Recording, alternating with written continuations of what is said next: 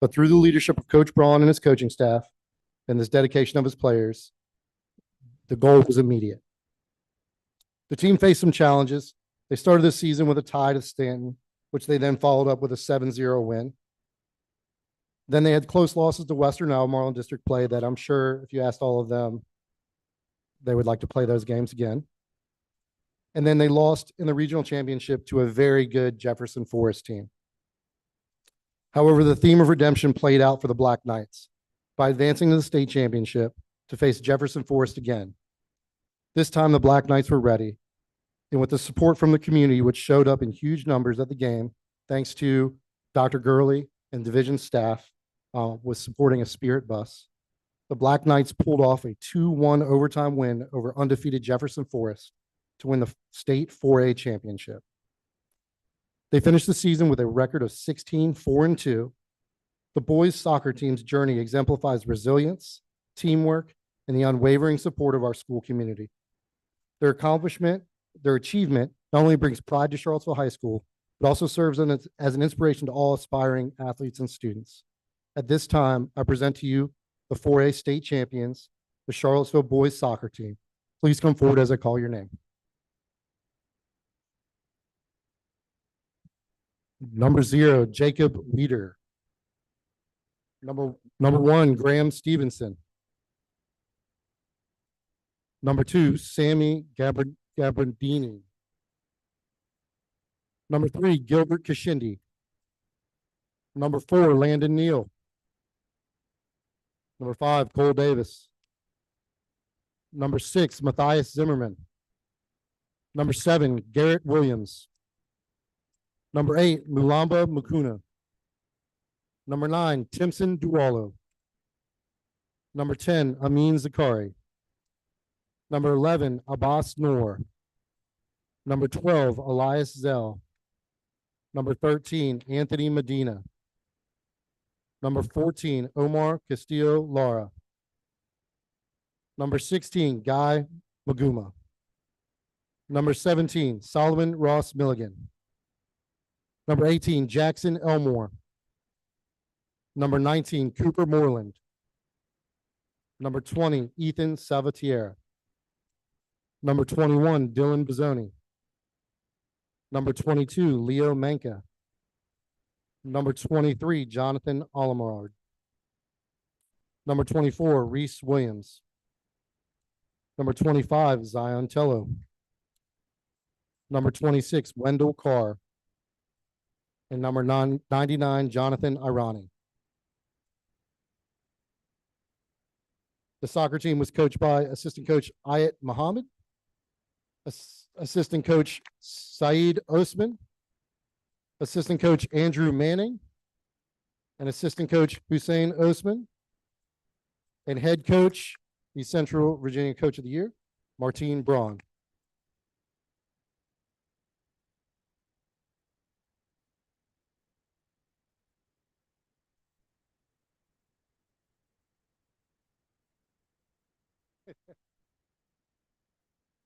There you go.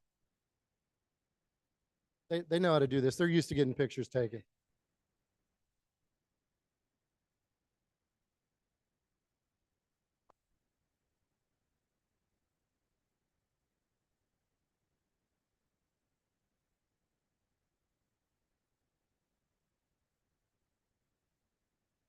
Good job, guys. Thank you. Thanks for being here, Will. Thanks, Coach. Thanks, Coach. Well, thank you. These achievements marked a year filled with immense school pride for Charlottesville High School, but also served as an inspiration to our entire community. I appreciate the school board for formally recognizing and celebrating the accomplishments of these state champions. By honoring their achievements, we celebrate the values of excellence, perseverance, and teamwork that are integral to our school's mission. Thank you.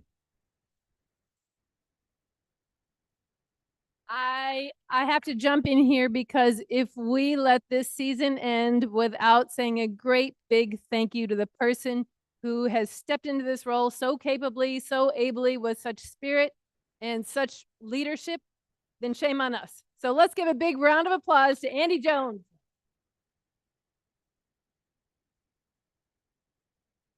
Thank you. Thank you.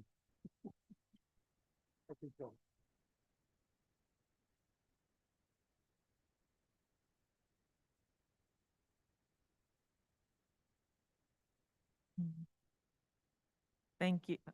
Thank you on behalf of the school board, all of the student athletes, and Mr. Jones. Thank you again. All right, we're moving on to adoption of our consent agenda. If someone has a motion for that, please. I move to adopt the consent agenda as presented. Second. Any questions, discussion? I don't hear. Yeah, I don't know. Oh.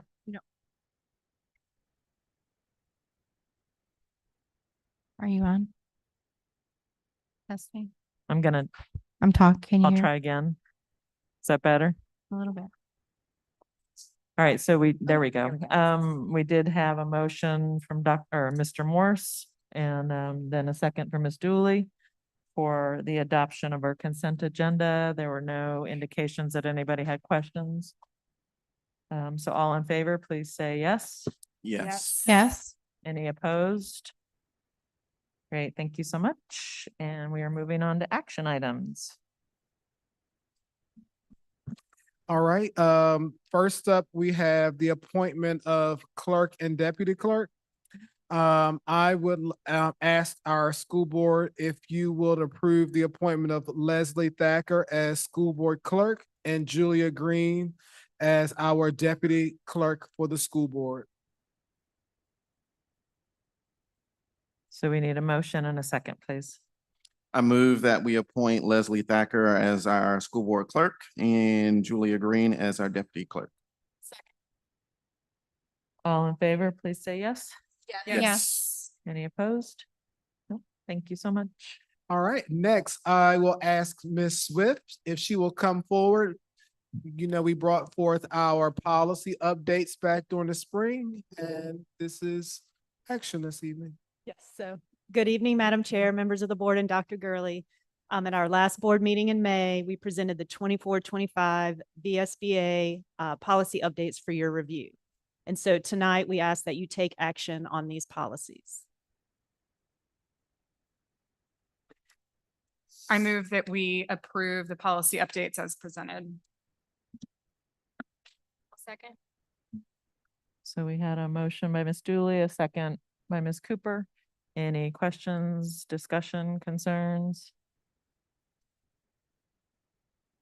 All in favor, please say yes. Yes. Yes. Any opposed? Thank you. Thank you. All right, now our items for discussion. Up first, we have Dr. Odie with our student reps for the school board from CHS. Fancy. Fancy. Madam Chair, members of the board, Dr. Gurley, good evening. I am honored tonight to present the names of our 2024-25 candidates for student representatives to the board. Our representatives that have been selected are Harper Ulrich, who is an 11th grade student at the high school, Nulia Obiora, who is a senior. She's here tonight. We'll have her stand. And Anya Hudok, who is a 12th grade senior as well. I don't think the other, is Anya. Anya is here as well. So we have two of our representatives here tonight. Those are our three candidates for student representatives to the board.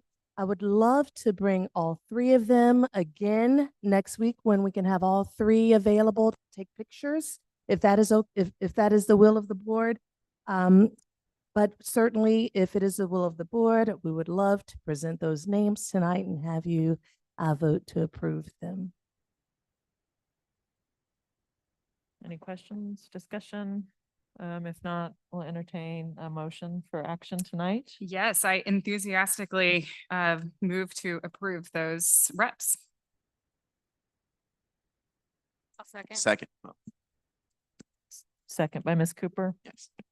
All right, any questions, discussion? All in favor, please say yes. Yes. Yes. Great. Thank you so much. Thank you. We'll see you in September with all three reps here. All right. Up next, we have Dr. Justin Malone will come forward and give us a CHS update as the new principal. I'm actually really grateful to be here. I appreciate this. Greetings, by the way, Madam Chair, Dr. Gurley, members of the board. I do know Harper Ulrich, our school board rep, and I got a chance to meet Anya and Nolia this evening. And so I'm proud to be here as they represent us and to celebrate our Charlottesville High School soccer team, state champ tennis team, as well as Atlanta Pierce, rather. Just a lot of exciting things at Charlottesville High School. So I'm principal monitoring this of Charlottesville High School. I have updates on several safety features or processes that are impacting. Some of these features predate my return to CHS, but I was thankful to have the opportunity to either inform or to refine their adoption. And if you have any questions as Dr. Malone goes along, you can ask those questions instead of waiting to the end. So I'll be going over our cell phone procedures, including an update on state guidance, exterior door access control, the weapons detectors for events with anticipated attendance of more than 250 participants, the improved visitor management system, B Commons bathroom construction update, and our e-hall pass system. So first, as it relates to our cell phone policy, the expectation is that it's off and away.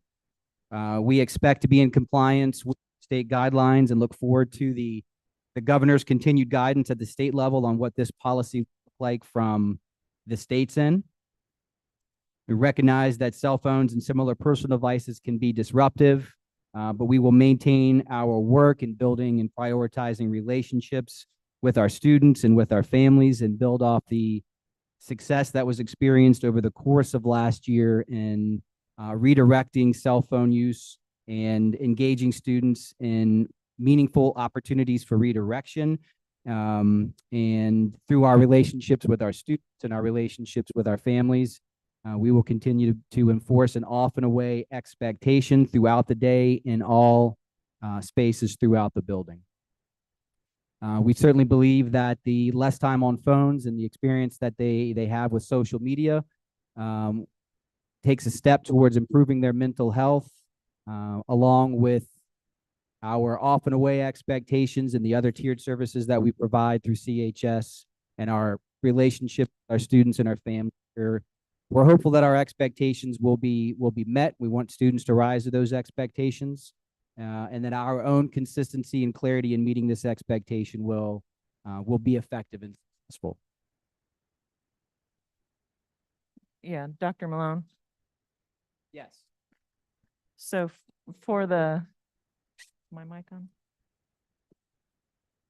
For the sake of the public, could you please just again, in a little bit more detail, explain what our current policy or practices are and expectations are, and then how we can look to support staff a little bit better in following up with that. I mean, the expectation for Charlottesville High School students is that their device is off and away.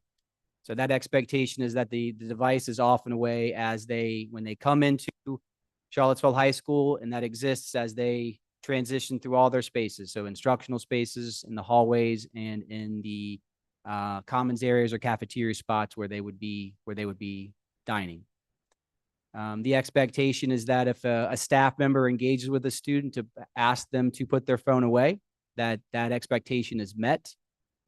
We recognize that there have been certainly some difficulties and sometimes in responding to behaviors or levels of defiance around that.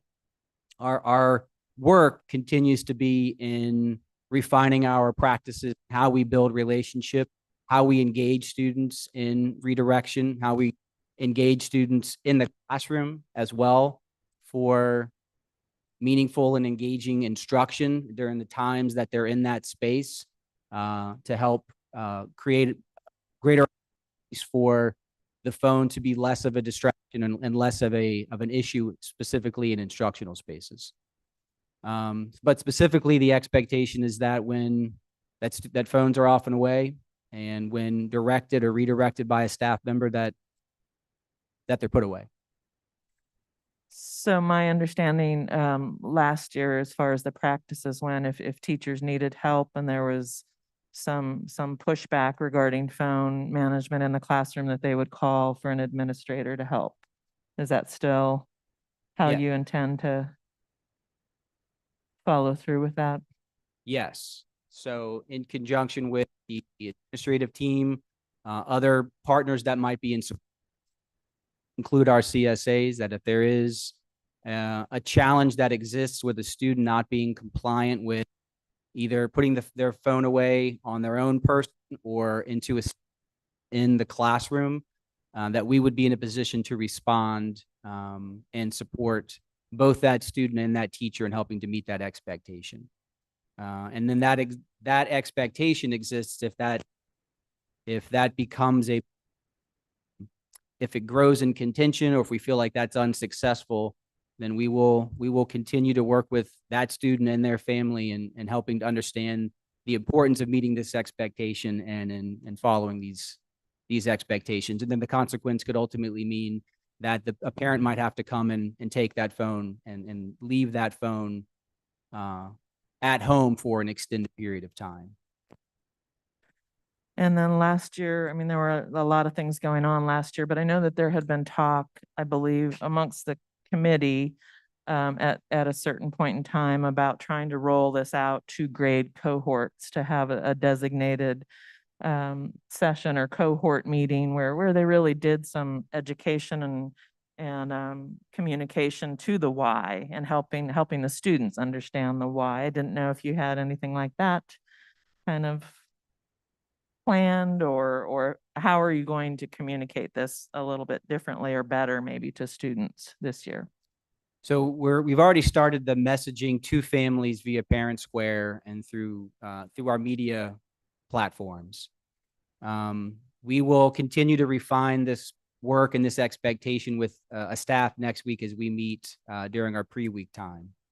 And then we have already established a school-wide assembly for the first week of school, and then cohort grade level expectations meetings are already set for the first few weeks of school, where we will be both communicating and reinforcing this expectation. It is also going to be, as we are refining what our current schedule is, including what we are doing with our Black Nighttime, with a focus and an emphasis on social and emotional wellness and connectedness, that we're hoping that the culture that informs these responses is steady and both positive and stable. And what I understood from some of the experiences do understand where there had some challenges, to be sure, was that there was a growing responsiveness from students to be meeting this expectations, and staff feeling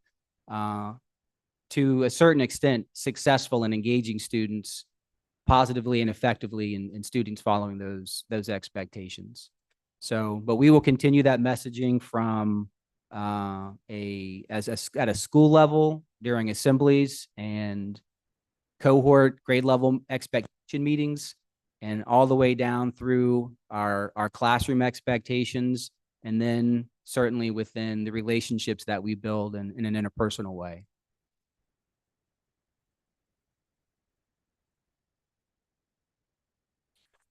Hi, Dr. Malone. Hi. Welcome. Thank you.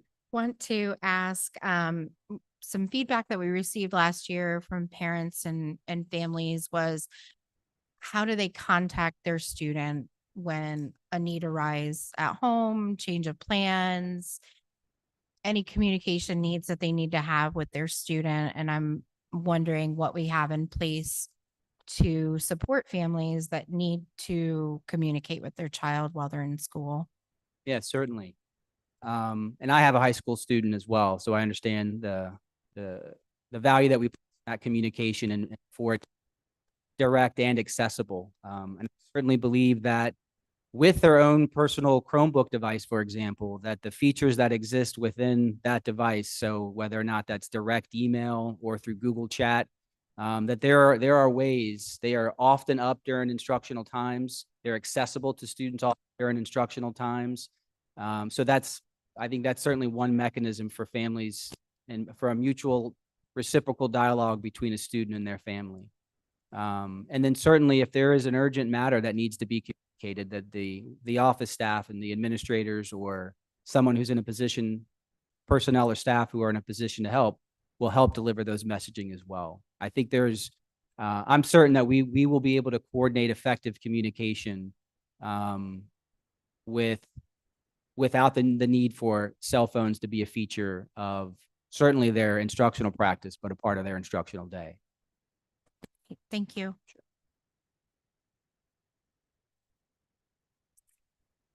Hi, Dr. Malone. Hi. My comment is to encourage you and your team to also think about, as you're thinking through kind of the discipline response matrix, to also think about if there's opportunities to celebrate the student body successfully embracing this new norm. And if there's ways that we can help support in that regard. You are really mic'd up now. That's 2 mics. Yes. Doing great. Congratulations. Yeah, so just thinking about the positive reinforcement as well, not just a punitive response to students who are having trouble. This is a big change for all of us. And so, in supporting, but then also celebrating students that we know can be successful in making this change. I could say to that point, I appreciate that. And I do think that exists not only around the acknowledgement and the affirmation around sort of this device conversation, but in so many other ways of students, because there's obviously something very special about Charlottesville High School and the remarkability of our students. They're often doing really amazing things a lot. And so being in a position, our team is focusing on both through our positive school culture work, but through our admin and leadership team of developing multiple opportunities of positive affirmation and positions of seeing and acknowledging both from staff to students, but through our student mentors with each other as well. So I affirm and concur with that. Thank you.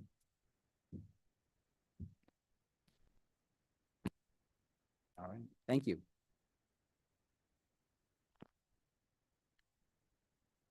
So the next feature that is an upgrade to current systems at Charlottesville High School of the exterior door access control.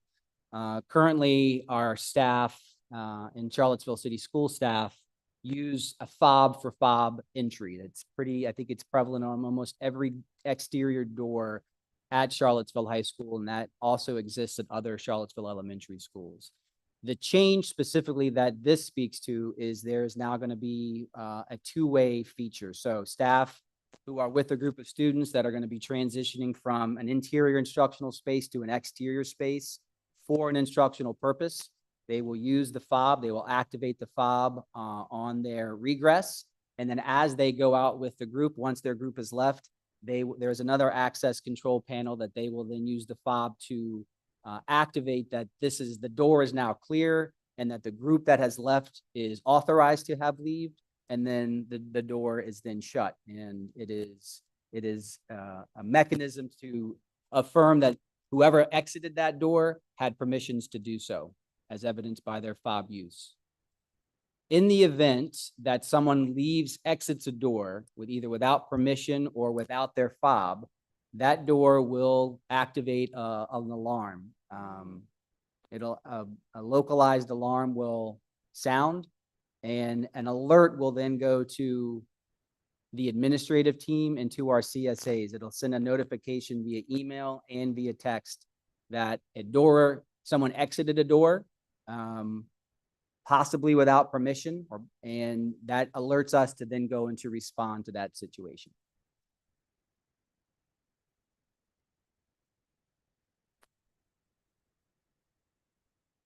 The weapons detectors for public ticketed events, the CHEA open gate detectors will be used at public ticketed events with expected participation of 250 participants or more. Largely, we're thinking these are going to be our outdoor athletic events.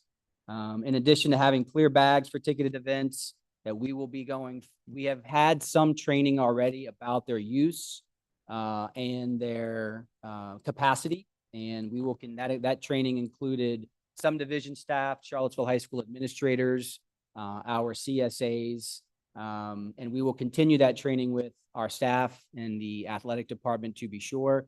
And I believe that signage and other communication about its use and its functions is forthcoming. Pat, can I get 3 mics? I don't know if we're supposed to joke. The improved visitor management system. This is also through the Securely package. It's adopted at some of at least, I think at least one other elementary school was using something similar. The visitor management systems have been in place in city schools. And essentially, I think this upgrade is that it's a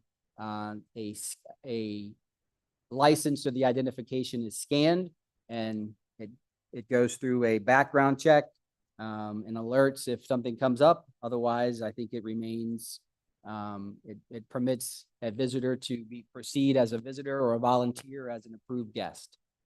And we already were doing this. It just brings it under the product we're already using, which is Securely.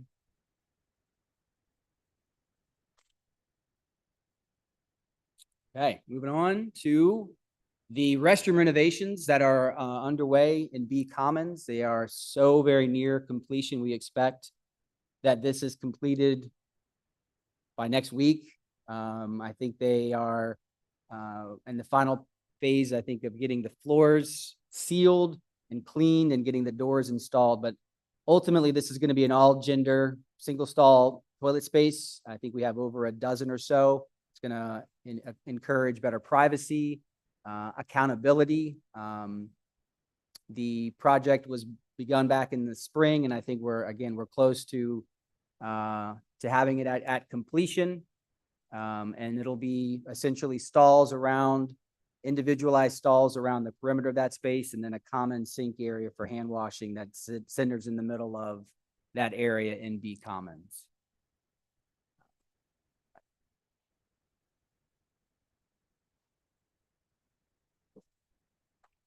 So the e-hall pass system is also through the Securely suite. And this is something that the Charlottesville High School staff did some initial conversations and some training on last year. We had some staff that were curious about this option and went and visited some schools and participated in some dialogue about this system. And essentially, it's a digital pass system where a student can generate a pass from their device that is then alerted to the teacher at their device. That teacher can acknowledge that that student has asked for a pass and then approve it. And then what it does is that student then has a dedicated amount of time and to go to a dedicated space that is determined on that pass. This system, because it is a digital platform that teachers will have a dashboard, we're going to be able to be accountable for our own actions and staff as facilitators of our instructional spaces. It's going to be super important that our work include bell-to-bell instruction and that we preserve those first 10 minutes of transition to an instructional time, and that last 10 minutes of that transition of the instructional time are preserved for quality instruction. So we are not permitting students, unless there's an emergency, to transition in the first 10 or the last 10 minutes of a period. This system helps us to be in better support of a structured response to that. It's fairly accessible, and having used it both as on the student side and on the staff side, we find that it's an efficient use. It works really well with our devices.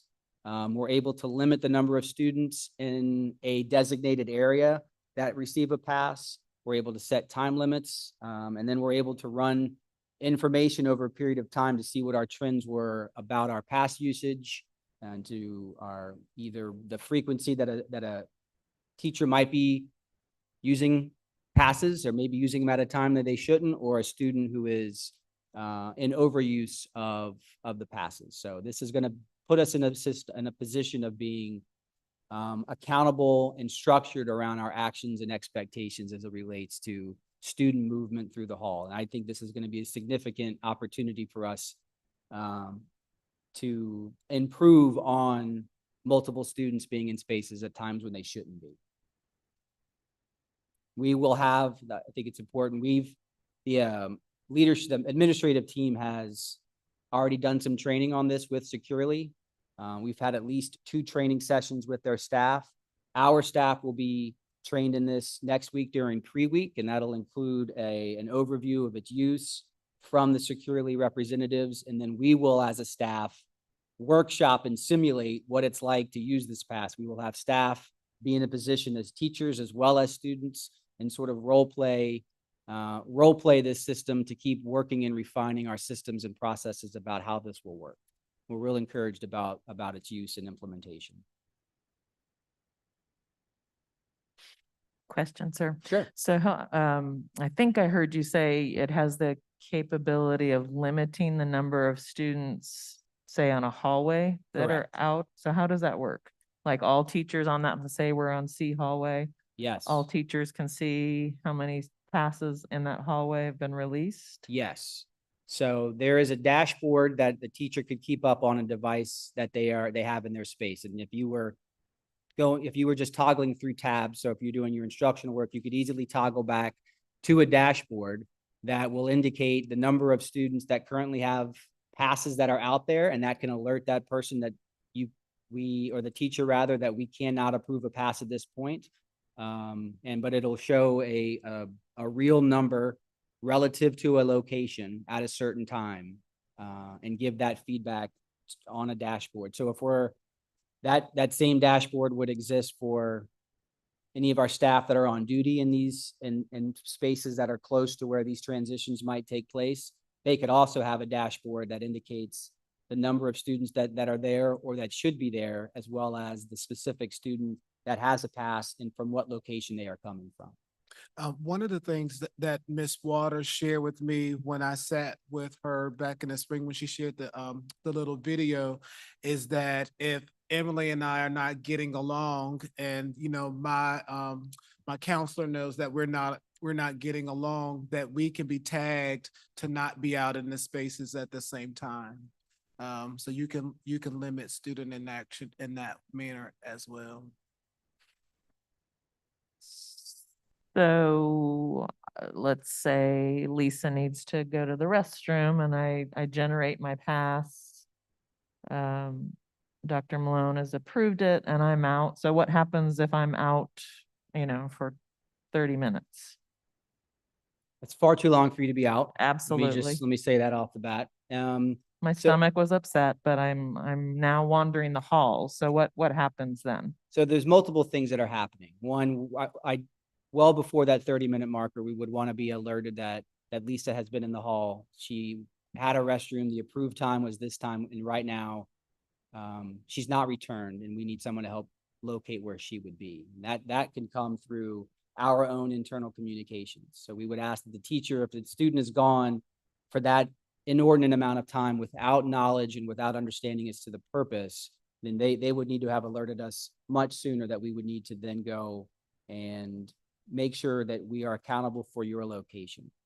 But I want to make sure that so in that moment, what can also happen is our CSAs do have a device, like I think it's like an iPad mini, that can also have this dashboard that exists out there. And so they can also be able to check passes in real time as we're moving through the halls and monitoring those spaces, both as an admin team or as CSAs or staff that are on duty. Then we will be monitoring in real time. Hey, I saw Lisa at one point, now she's in a different location. And then we would then act as if you had a paper pass or, in any pass system, I guess. Great. That was my next question. Thank you. So the people in the hallway will also have some way to monitor and kind of see what's going on. What we would be able to have at a minimum would be the devices that the CSAs use. That's my understanding of their functionality. I don't know yet as if our devices, our cell phones right now, can show those dashboards, but we would be able to, we have our devices that come up in real time. So, and staff that are on duty also have their devices. So those dashboards would be accessible and visible. So they would be able to check in real time who should be where and for what reason. So do we have enough iPads or iPad minis that all of like the CSAs and admin staff would have one? It's a great question. I do believe that the CSAs all have a dedicated one. We all have our other devices that we have. I'm going to pivot to Ms. Powell. Maybe you have, the question also was about admin devices.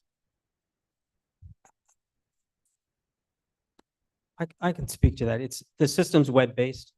So the iPad minis are there for the CSAs because their role is portable and in the hallway. And then all teachers and all staff have your instructional workstation, which is your board and your Chromebox. And then they have a professional workstation, which would be a recommended spot for these passes. And so it's a web-based system. So anybody with web access will have access to the interface, but specifically for the CSAs, because of the portability issue, they have the minis. And I believe they're putting them in like a sling Yes, pouch for that's right. portability.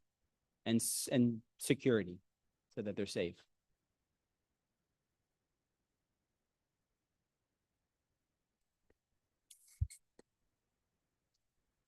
It feels like we're asking teachers to do one more thing, which I know we are, but wonder if like, are there automatic alerts or is a teacher going to have to keep refresh, or, oh my gosh, I have 3 students out. Let me check. Like,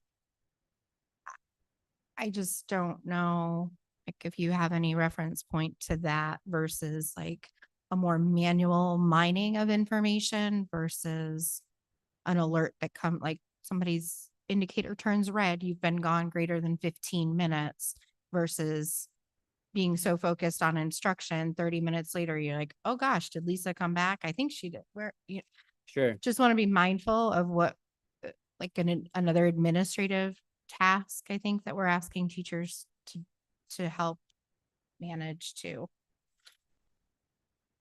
I think that I'm thankful that you're thinking about it from that perspective as well. This is initially staff-driven transition in consideration.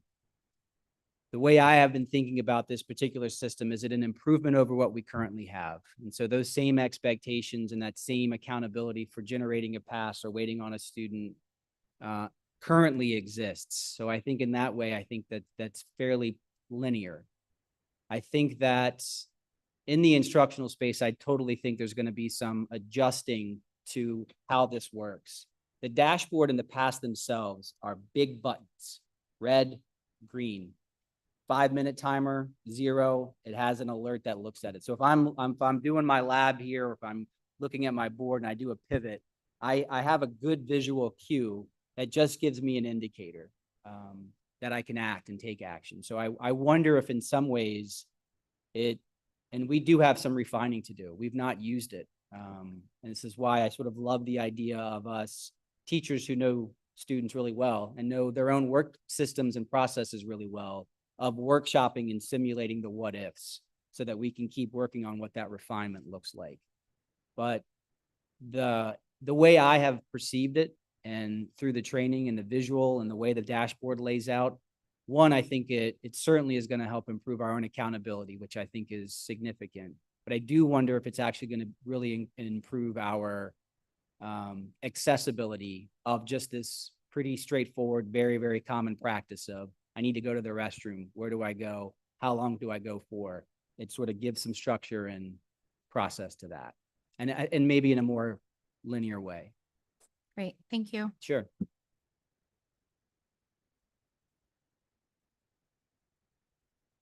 Well, thank you. Any other questions?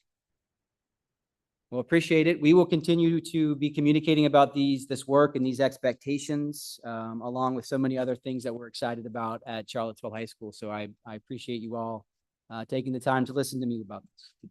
Thank you.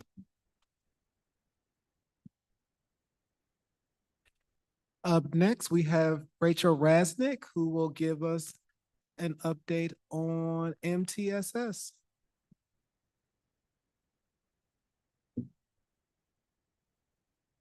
Hi, good evening, Dr. Gurley, Madam Chair, members of the board. Tonight I'm going to share with you an update on the multi-tiered system of supports. I am going to be brief, but I could talk on this for decades. So our multi-tier system of supports is woven throughout our strategic plan framework. It's within goals and strategies for increasing academic achievement, providing a culture of safety, wellness, and belonging, supporting our staff, and fiscal responsibility. It encompasses it all. And while I'm here sharing this information with you, I want to acknowledge that the hard work that happens on a daily basis in Charlottesville City Public Schools to implement, evaluate, and refine our processes is the collective effort. We have domain coordinators. We have Patrick Farrell, Jody Murphy, Stacy Riedall, Melissa Mitchum, Bianca Johnson. Their work is essential to our framework to be aligned and integrated. Our principals and assistant principals invest in this work with their time and their leadership at their schools. And then our domain chairs, our problem-solving teams, our teachers, interventionists, everybody is working together to refine and align. That's the big thing really with our MTSS framework, all with the goal of benefiting students. So I'm going to touch base a little bit on the overarching principles of the multi-tier system of supports. So they're not separate, but I'm going to try to present them a little bit separately. So the first one is screening. So we implement universal screening to identify whether students are at risk for not meeting their grade level benchmarks. And that's not just for academics. We use universal screening measures for non-academic areas as well. And we know that in addition to assessments that are aligned with our assessment calendar, our early warning system that combines attendance, behavior, and course completion is essential for us to know whether students are on track to graduate. Then we have our multi-level prevention system, and this is our continuum of instruction and intervention across the domains. So reading, math, our positive school culture, attendance, student family engagement, and mental health domains. The MTSS teams ensure that what we're providing to students is evidence-based, culturally and linguistically responsive, and is matched with our students and our students' needs. And we provide a resource guide to our staff where they can get that information and make decisions based on evidence-based practices. So then we have progress monitoring. So progress monitoring is used to evaluate the effectiveness of what we do.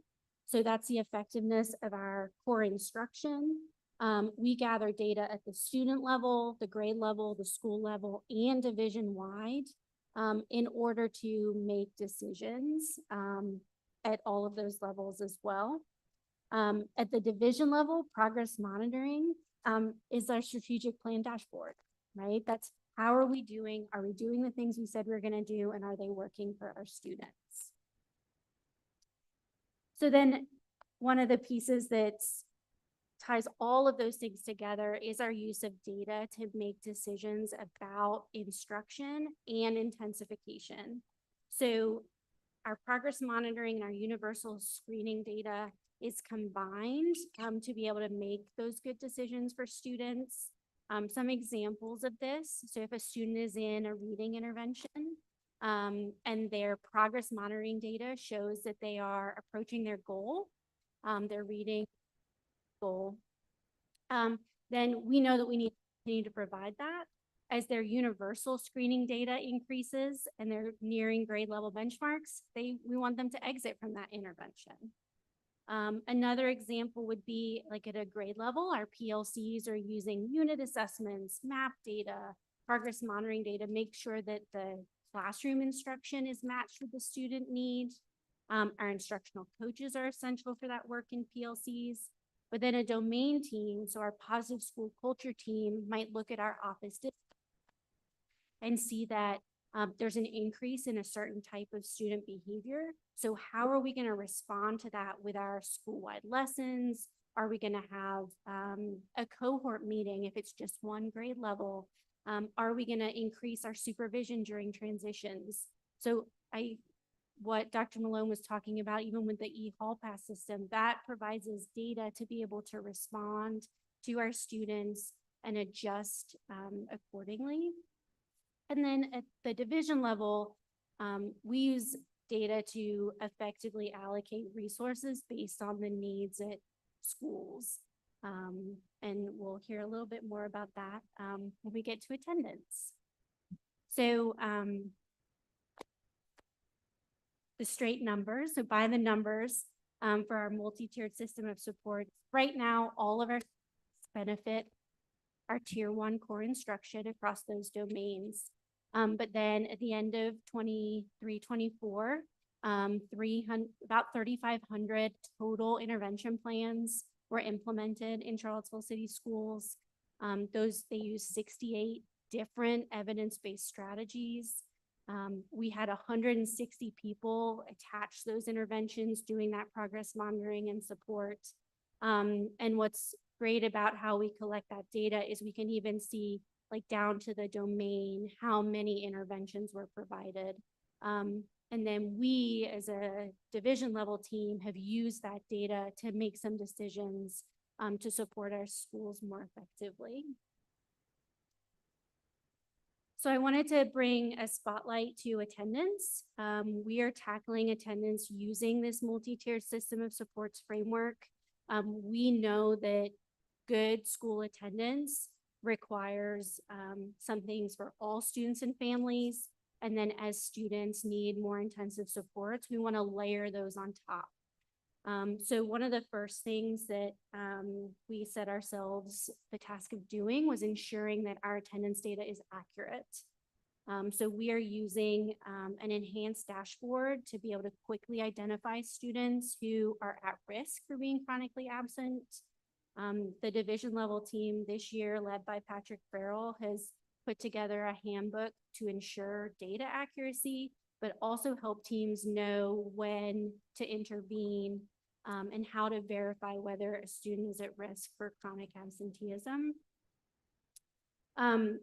It includes protocols that will align practices across our schools to bring clarity to when it's appropriate to access court services, when we want to refer to outside agencies for additional supports, and that we want to be addressing the root cause for the individual student or the family. And so if the root cause is part of how the student and family feel engaged with the school, that's going to be a different type of intervention and support than if it's an individual student who needs mental health support or a family that needs resource support in order to get their student to school on time every day. And then we also identified through our end of year data that we had some schools, we used a combination of behavioral and mental health intervention data and attendance data to identify that we had 3 schools that required additional boots on the ground, hands-on support for families and students. We identified those schools to be Summit, Jackson Via, and CHS. And so those schools are going to get additional social work support this school year so that they can continue to provide the high quality mental health intervention and provide additional interventions to students and families with the goal of getting kids to school on time every day.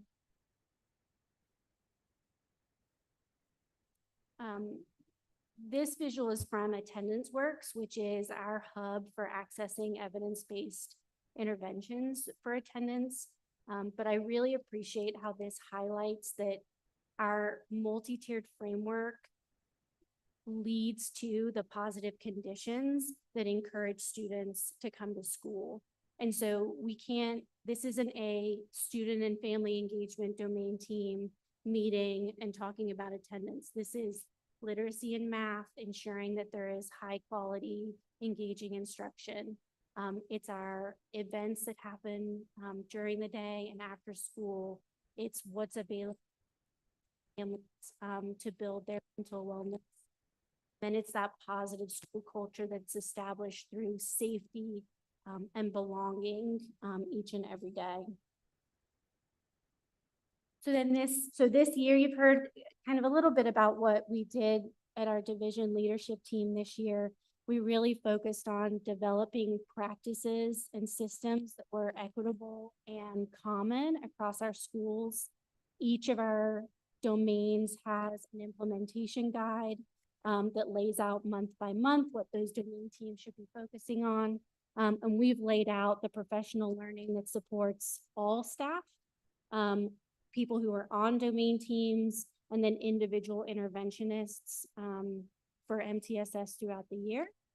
So then next year, our division team is shifting to a focus on fidelity.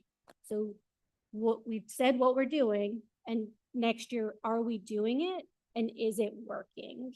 So one of the first tasks that our attendance teams, school-based attendance teams were given was to look at what practices are going to be provided for all families, what makes your school a welcoming place. And those teams are going to bring that information to the leadership team, and we're going to look at their absenteeism data and share some knowledge and best practices among each other. Any questions? I have a quick question. Thanks for this presentation.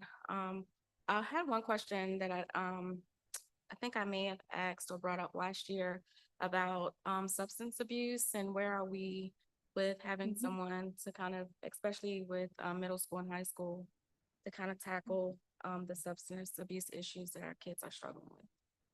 So we'll be implementing a program at Walker that's focused on substance abuse prevention. We got a grant and that involves Jessica Brantley with Health and PE, Jody Murphy with mental wellness. And so at Walker, we're really focusing on prevention. And then we're working with Region 10 to expand and refine what was available last year, and evaluate whether that's meeting the needs of our students, what else we need to do, both to bring awareness to and prevention, as well as respond to students that we know have personal health needs. So that's the plan right now. Will that be available when school start, or is it later down the road?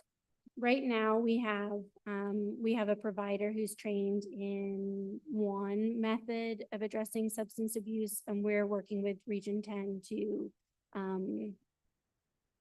increase the different strategies that we have access to address it.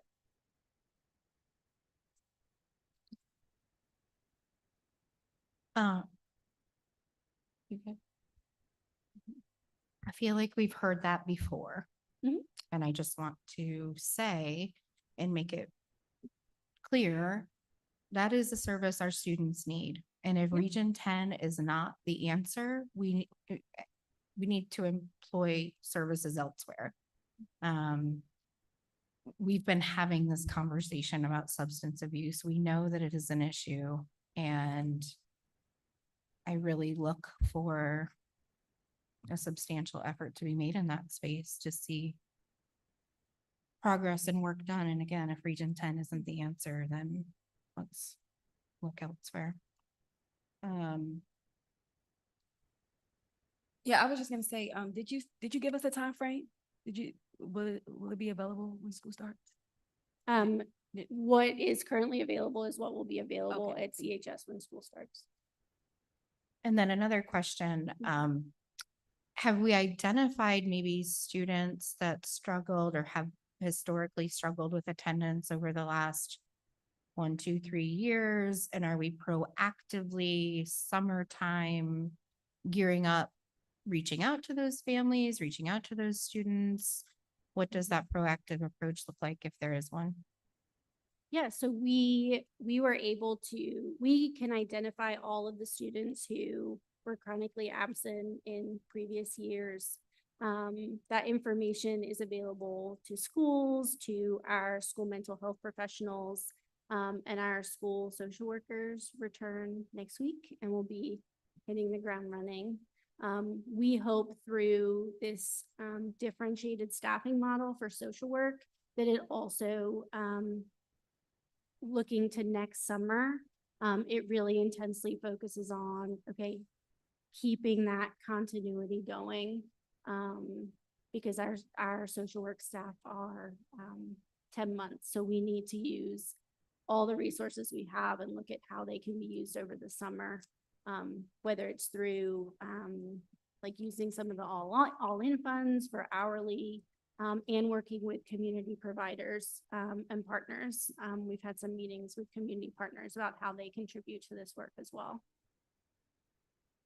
Thank you.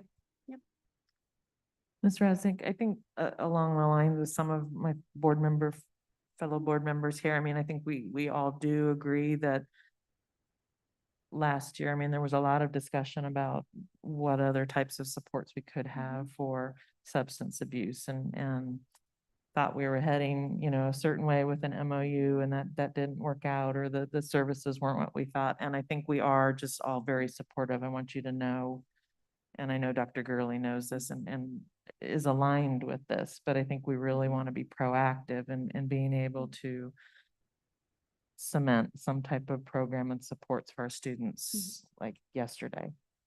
So whatever you need, please let us know. Thank you. And Dr. Gurley has charged us with looking at what a job description would look like, what we need for our students. And so I really appreciate your support in thinking differently about how we provide substance abuse counseling and support to our students. So as we are evaluating our current model, when we get into the budget season, before we just jump all in, we want to make sure that we've evaluated all the resources starting from Walker on up, and then really think strategically about not just, you know, we've talked about what a position would look like, but like how this person who, you know, is credentialed in substance abuse, but also in some other things, because hopefully this person can, you know, fix our problems, and this is not all that they will do all day. So I want you to know that we are actively doing this work, and you'll hear more about this as we get into the budget season. I appreciate that. I just want to be mindful that a lot of our kids struggle with substance abuse, and I don't want them to return back to school knowing that this is an issue. And then they're kicked out of school for maybe coming with marijuana or getting caught. A lot of our young kids are vaping now or getting caught with a vape.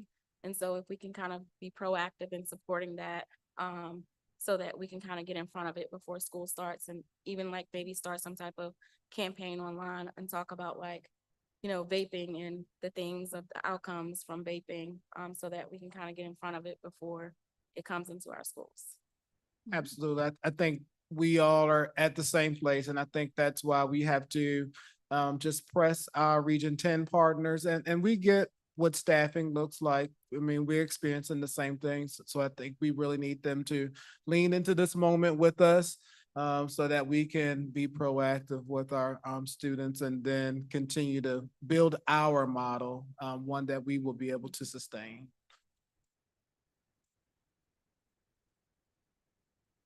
Thank you. Thank you.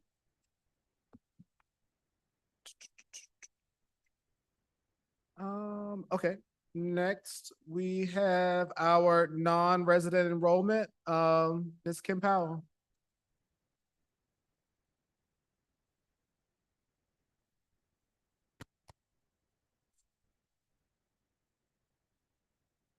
Good evening, Dr. Gurley, Madam Chair, members of the board.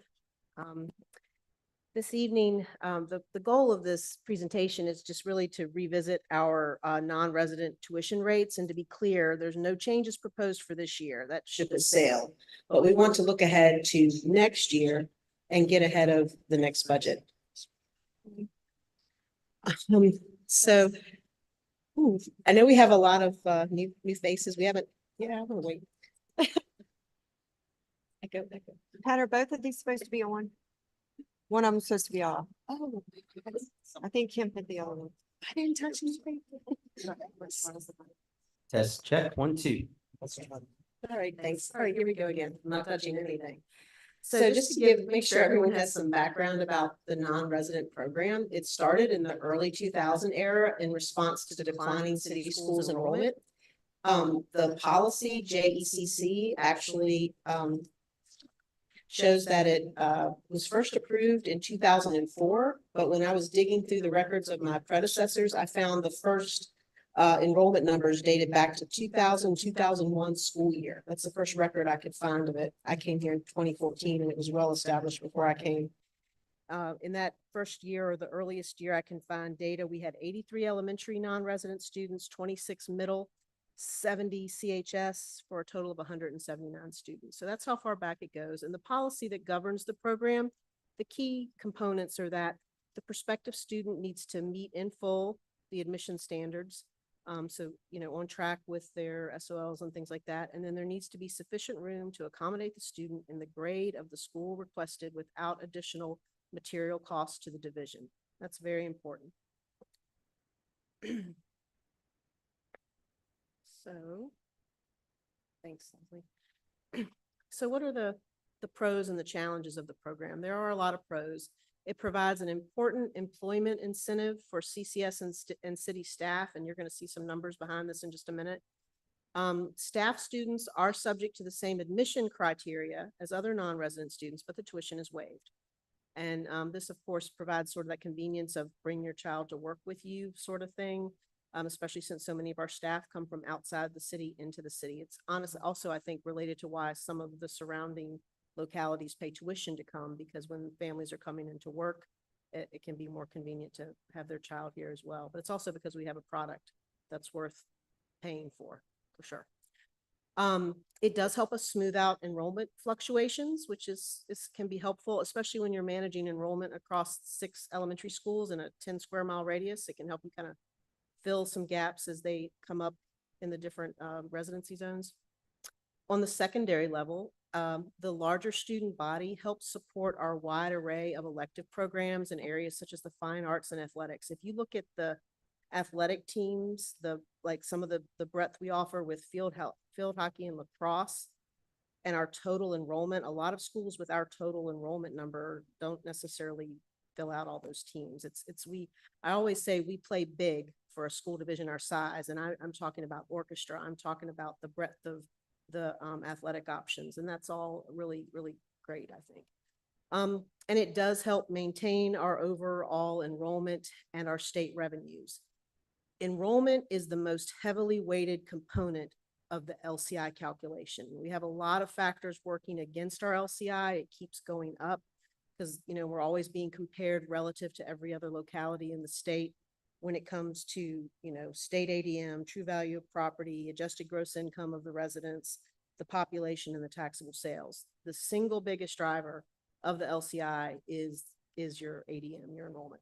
Okay, so those are the benefits of the program. The challenges are that enrollment and space availability, it fluctuates, it changes over time. And I will tell you that once a family is accepted as a non-resident student, they do have to reapply every year. There's no automatic renewal. That includes employees' children. But at the same time, once a family is with you, you're kind of hopefully in it with them for the long haul, right? But also the students' needs can change over time. And that's sometimes something we have to take a hard look and assessment at, because we have to be fair in managing this program as, stewards of the tax dollars that we're charged to manage. So those are some of the challenges, but overall you can see the pros column is a lot longer than the challenges column. So data for the current year. This shows the numbers by school, by grade level. You can see the total enrollment's 264. Of that 264, 81 are the students of our employees. And just as FYI, like the preschool program is not open to non-residents. LMA, not, programs that are very specialized with limited enrollment are for resident students only. And so unfortunately, if we ever had room in preschool, it'd be great if we could offer that as a benefit for staff, but we don't have that with our preschool program. And I don't know if we would get there or not. It would depend on space and things like that. But city employees are at 18 and tuition is 165. So about half the program are employees, most of which of course are schools employees, but there's a fair number of city employees. who take advantage of this, and that's a good help to the city because their folks are often coming in from outside as well. And so that's how the breakdown is for, actually I said current, apologies. This is 23-24. So I don't really count any numbers as final for the current year until we get on into September. And we are still, to be clear, like at the high school, especially, we're holding off on approving. So we have a list that's longer than what we're able to fully approve at this time. So, but there are other schools that are still in the evaluation process as well. So here's the history of how the numbers have run from 2000 to 2023. And you'll see that in total, we generally fluctuate between 200 and 300 non-resident students across all levels. The breakdown, as I dug into the data, is actually pretty consistent. No matter what year I did the snapshot, it wasn't off by more than a percentage point or so. It's usually about 42%, low 40s for elementary, then about 19% are in the Walker Buford schools, and then 38% right around there. Very little variation in that breakdown, which I thought was interesting. I thought looking that far back, I might see more variation in how it breaks down across the levels, but pretty consistent. So what we're really here to talk about tonight is tuition rates. The current tuition rate has been unchanged since the pre-pandemic budget action for fiscal year 2018 to raise the rate by 5%, which was pretty typical back then before the pandemic. Every few years, we'd come to the board and we would raise tuition by about 5% at a time. Because it has been a long time, relatively speaking, since we've touched the tuition rate, what we need to look at is where we go from here. The rates are up there for your reference. The way it breaks down is K-8.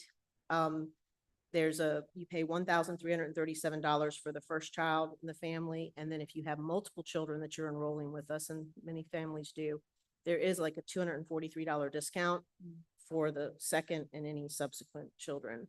And then grades 9 through 12, so this is for the high school, it's $1,701 for the first child, $1,458 for each additional child at the high school level. What is eye-opening to me, and I really hadn't looked at it this way until the past year or so, these rates are equivalent to less than $7 a day for K-8 and less than $9 a day for being a student at CHS. So how do we move forward? This is a recommendation for your consideration, no action, of course, tonight. But this would also, deciding now, I think gives families lots of notice. And I think that's a really good thing with whatever we decide to do. 10% increase is recommended for the 25-26 school year, followed by annual increases of 5% for the subsequent 2 school years. And the same thing would apply to the second child discount or multiple child discounts. What that gets us to is by the 27-28 school year, we finally get just over the $10 a day rate for CHS. The actual year-to-year increase, for example, for the K-8, it's $134 is the K through 8 increase for that first 10% jump. And then the high school goes up $170 for that 10% increase year. After that, the increases are $73 and $94, $78 and $98 respectively. So it goes down to less than $100 a year after that first jump up of 10%. But with inflation and how long it's been since we touched it, I think this is at least a good place to start the discussion. That's about it for now. Sorry, I still haven't touched anything. Oh. And the only other thing is looking ahead as we complete the new middle school with reconfiguration and we move through the elementary rezoning analysis that we need to start embarking on with all the housing developments that are unfolding. As we get more information regarding particularly the affordable housing developments, which we contracted with the Weldon Cooper Center at UVA this past year to update our housing yield rates. And our housing yield rates aren't going up except in affordable housing where it's pretty significant increases in the yield rate per unit, if you will. So, I just think we have to take a hard look at the tuition program as we move forward, but that's not for now. I think that's just part of a bigger thinking process, but the tuition rate itself, just wanted to get out ahead of the budget and make some decisions about that. That's all I have for you. Happy to answer questions. Micro.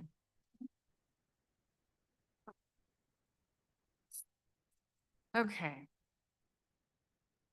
Perhaps the tuition rates can go towards this microphone situation. How are we coming to these numbers? So are we trying to fund something that there's a shortfall? Like, is this just kind of an arbitrary increase because of inflation? Do we look at the jurisdictions around us who actually do accept out-of-district students to see how we compare? Like, my understanding is Fluvanna's rate is significantly higher than ours. We have not looked at surrounding districts and what they're charging. I know this is significantly less than any private school. For sure. So it's, I hesitate to call it arbitrary because it's in line with increases of the past, and it's just acknowledging that we stopped doing the 5% increases and we need to do a little bit of catch up is probably in order, and then we need to get back on track. But, and there is, when you look at it, and I didn't bring this, but if you do the math on those numbers up there, forgive me, I didn't bring it to have it handy. It's not funding anything specific other than trying to offset the cost of service delivery. And of course, when you consider the cost of service delivery, we do have to remember it's not as much, it's definitely not, it's never been about the tuition that you actually get from the students so much. And in the past, when I looked at the analysis that Ed Gillespie did in particular, it's not even so much about the per pupil money we get from the state, because even when our LCI was 0.6 and 0.7 range, we're only getting $3,000-4,000 a student. It's about the LCI itself and maintaining ADM so that we hold that LCI down as much as we can, because the LCI impacts not just our pure per pupil funding. Ugh.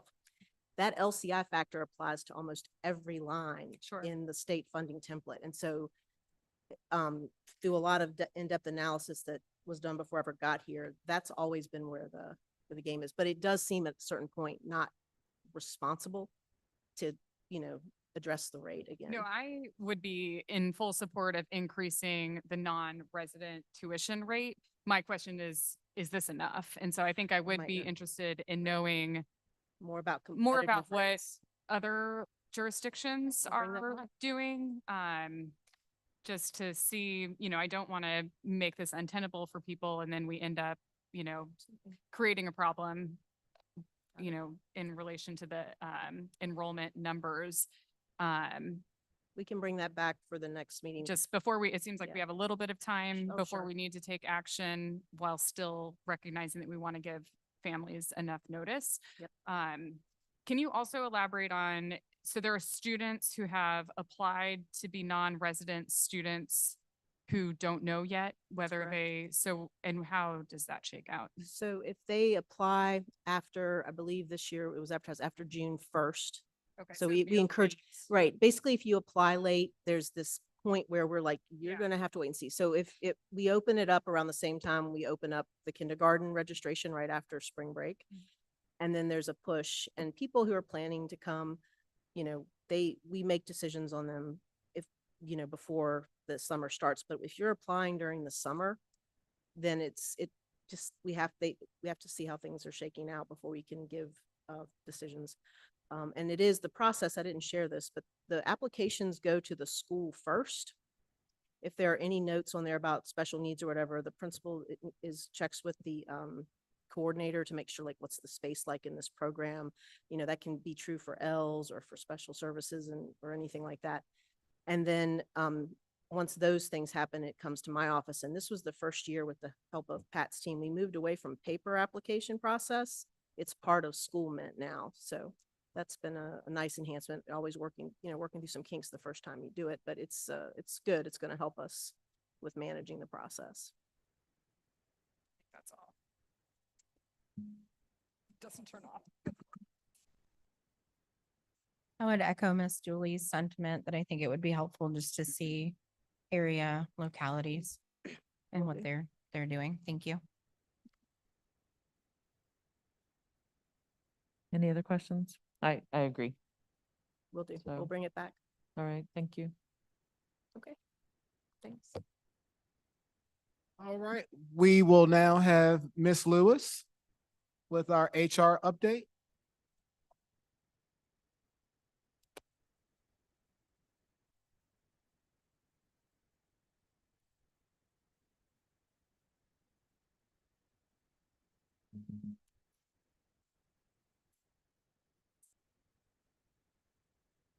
Good evening, Board Chair, members of the board, Dr. Gurley.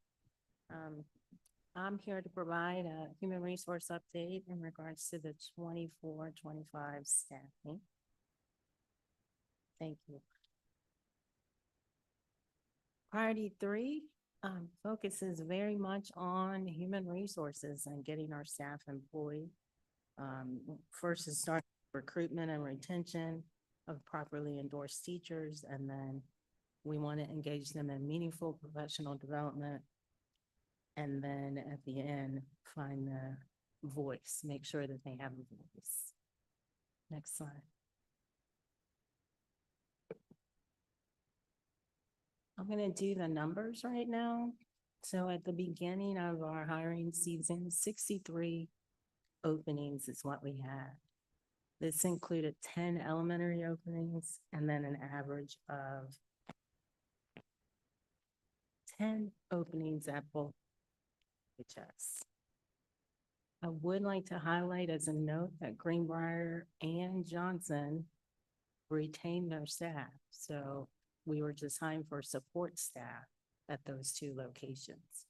I also want to let you know that 6 late resignations happened this year. Just to give you a point of reference, the peak time for 2023, we had 73 openings, and they were largely instructional assistants and secondary openings. We didn't really have elementary openings. Openings were gifted, part-time reading specialists, and instructional assistants. Next slide. So here's the breakdown. When you're looking at the specifics, there are 12 classroom teachers, and then there are 7 specialists, which includes at least 1 part-time specialist, 3 instructional assistants, and last year we had 20 openings for instructional assistants, 2 nurses, which happens to be 1 part-time nurse, 1 custodian, a performing arts center manager, and a coordinator. So we're looking for 27 individuals. So that part-time specialist and part-time nurse equates to 1 position.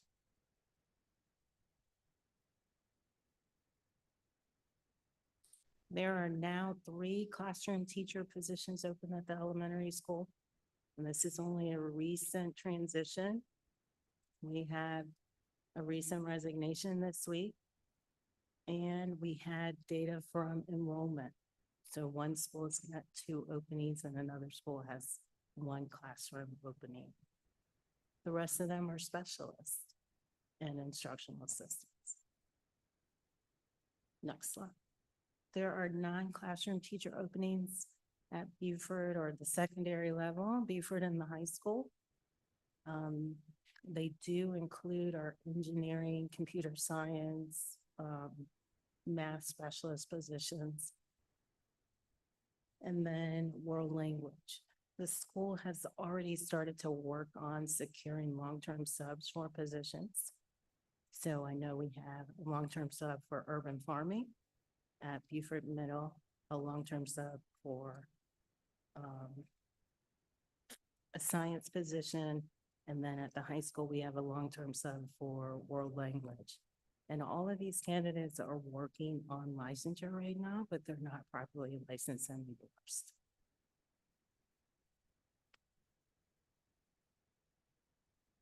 Want to let you know the retention rates are trending up. So like I said, just a couple minutes ago, closer.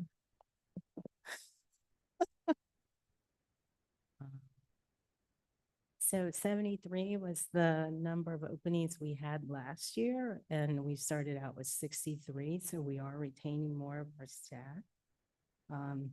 We also went a new way and recruited for teachers through Indeed. Most of the time, we only post for leadership positions through Indeed, those hard to fill positions through Indeed, but went through the process of adding an elementary posting, and we secured 7 teachers from that posting.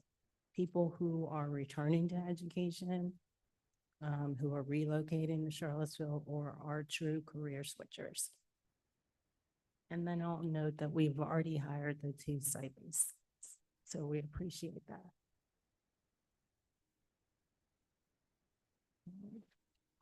So our next steps, we're going to continue to advertise, interview, hire, and place highly qualified candidates. We've taken on a little more ownership of making sure that they get properly licensed and supported. So we'll do that and then pair them up with a mentor and then do some strategic marketing of the openings. I'll take any questions.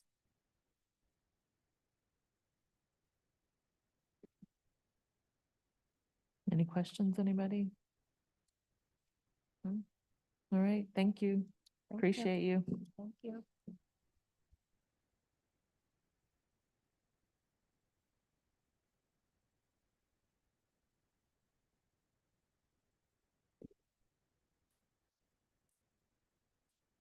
Take my glasses off to see. Good evening, Madam Chair, members of the board, those who are assembled. This evening, we are going to bring you an overview of our strategic plan. Since we plan to bring you a comprehensive overview of our year 1 data in October, we thought this would be a great time to share with you all how we got here. We know that there were some board members who were not a part of this process. So this evening, we thought it would be beneficial to talk about the things we're monitoring, how we're measuring those things. Please remember that throughout the presentation, if you have any questions, please feel free to stop us with those and ask those questions. Just an overview of the presentation, we will talk about our vision and core values, our priority areas, which will include our goals and targets and measurements and strategies. We will end with some next steps, which will include the data dashboard. Included in the work that we did throughout the planning process, we generated a new vision statement, mission statement, and core values. And I just want to just highlight our vision, which is Charlottesville City Schools will be a community of hope, growth, and learning where all barriers are eliminated and possibilities are limitless. And then, of course, you know, our core values are relationships, growth, well-being, and the joy of learning. We will, the next 4 sections of our presentation will cover the increase in academic achievement and creating a culture of safety, wellness, and belonging, support our staff, and ensuring effective and efficient operations. Each member of our executive leadership team will cover those areas. And then at the end, I will come back with the next steps.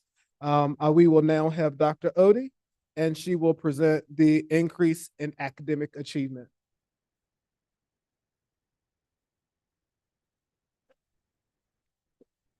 I don't think I can see through your glasses, Dr. Gurley. And thank you, Dr. Gurley. Good evening again, Madam Chair, members of the board. And Dr. Gurley, our first priority area is to increase academic achievement. On this slide, you see our 3 goals. They focus on future readiness, and that is ensuring that all of our CCS learners graduate with a clear and actionable plan for their future. This encompasses career planning, higher education preparation, and life skills development. Our second goal is about rigorous and inclusive learning, providing all of our CCS learners with access to challenging, inclusive, and relevant learning experiences that includes differentiated instruction, equitable resources, and engaging curricula that cater to diverse student needs and interests. Our third goal is about academic mastery and equity, focusing on all of our learners demonstrating proficiency in reading and math. The aim is to close achievement and opportunity gaps, ensuring that every student, regardless of background, achieves academic success. Next slide, please. So here we're talking about our targets, and on the screen you see sort of a set of themes from our targets, graduation and post-secondary readiness. This includes ensuring high graduation rates, equipping students with post-secondary plans, meeting college, career, and civic readiness index standards. And those are shown in targets 1, 2, and 8 in our strategic plan. There we have equitable access and achievement. And with that, we're talking about increasing enrollment in K-Tech, which is in target 3, matching AP and dual enrollment course demographics with overall student demographics. That's in target 4, ensuring mastery and proficiency in tier 1 instruction. That's in target 5, implementing equitable grading practices from target 6, and increasing access to rigorous and differentiated instruction from target 7. Then we have academic achievement and proficiency, which includes raising reading proficiency to at least 75%, raising math proficiency to at least 70%, and increasing early literacy proficiency to at least 75%. And those are shown in targets 9, 10, and 12.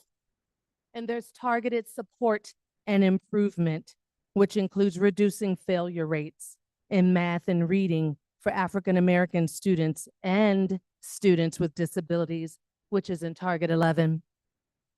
And then finally on this slide, we have data-driven instruction improvement, which encompasses utilizing various data sources to track student progress and outcomes, such as Naviance data, SOL pass rates, MAP growth, and multi-tiered systems of support data, as Ms. Rasnick just shared with you.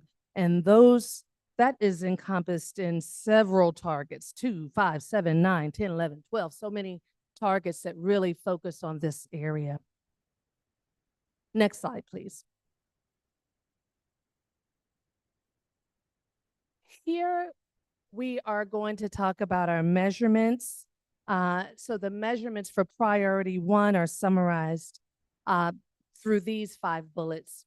Graduation rate and post-secondary readiness, where we're working to maintain graduation rate at or above state average across all student groups. We want to ensure 100% of graduating students, again, 100% of our graduating students have a post-secondary plan documented through Naviance data and post-secondary enrollment and plans for college, career, and military and/or military. And we want to use AVID data from our cohorts to support these goals. Then we have career and technical education, CTE enrollment, where we're looking at data to see where we are with increasing the number of CHS students enrolled at K-Tech by 10% annually. And we want to measure the percentage of students enrolled at K-Tech. We also have AP and dual enrollment participation, and some of those measures include ensuring that the percentage of students enrolled in AP or dual enrollment courses match the racial and demographic enrollment percentages. Measuring that, we have the target, we're measuring this through data. We're tracking completion rates of these courses disaggregated by student data. You see here instructional quality and equity as a measure. And here we're looking at the implementation of our division literacy plan. You just approved that in the spring. And so we're ready to move full force ahead with implementation. So we'll be monitoring that. We're also ensuring that 80% or more of our students demonstrate mastery and proficiency in tier 1 instruction. That's that first instruction that teachers are providing, and we're using data through multi-tiered systems of supports, MTSS. We will be looking to how we're increasing the percentage of classes using equitable grading practices, such as standards-based grading that we're moving towards. And of course, you recall the presentation we shared in the spring about our progression over the years with that. And we're monitoring the number of students receiving Ds and Fs, ensuring standardized report card processes. And our last theme in measurements is rigor and academic achievement.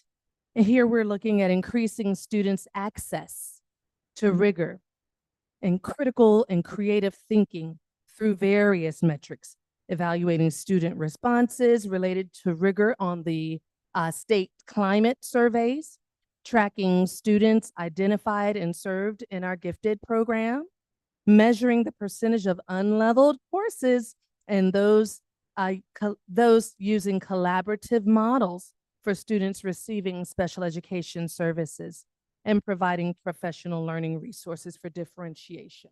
That is ongoing. Next slide, please.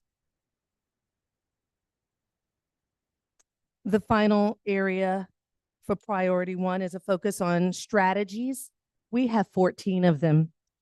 The top themes in the strategies include those there on the screen: equity and rigor in academic planning, where we're enhancing academic advising with a focus on equity. That's in strategy 1. Using unleveled courses to create scaffolded rigor. That's in strategy 4. Implementing an equitable master schedule, strategy 5. We also have personalized education and career planning that surfaced as a theme in our strategies, where we're doing things like creating personalized college and career plans for every student. That's in strategy 2. Expanding opportunities for middle school students in CTE and advanced courses, strategy 3. And there's aligned and differentiated curriculum there, which encompasses providing a coherent and rigorous pre-K through 12 literacy English language arts program. That is in strategy 7. And providing a coherent and rigorous pre-K through 12 math program, strategy 8.